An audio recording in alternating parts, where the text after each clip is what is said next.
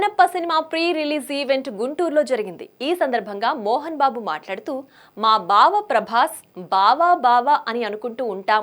మేమిద్దరం కొన్ని సంవత్సరాలుగా మా సినిమా చేశాడని చెప్పడం లేదు, చేసినా చేయకపోయినా మంచివాడు, మానవత్వం ఉన్నవాడు, మంచి హృదయం ఉన్నవాడు ప్రభాస్ అంటూ మోహన్ బాబు చెప్పుకొచ్చారు.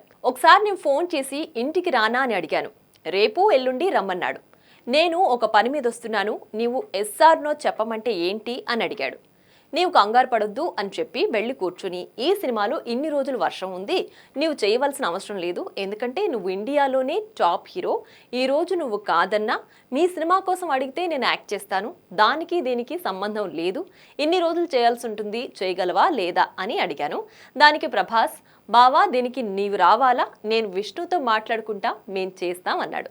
ఒక్కటే మాట, అదే ఫైనల్, ఇంతకంటే ఎక్కువ ప్రభాస్ గురించి చెప్పకూడదు, ఆ కుటుంబం మాకు ఎంతో ఇష్టమైంది, ప్రభాస్ తండ్రి కృష్ణరాజు ఇలా ఒక్కరు కాదు, ఆ కుటుంబంతో నాకు అనుబంధం ఉంది, కాబట్టి ప్రభాస్ 100 సంవత్సరాలు ఆ షిరిడి సాయి ఆశీస్సులతో, పరమేశ్వరుని ఆశీస్సులతో క్షేమంగా ఉండాలని కోరుకుంటున్నానని చెప్పుకొచ్చాడు.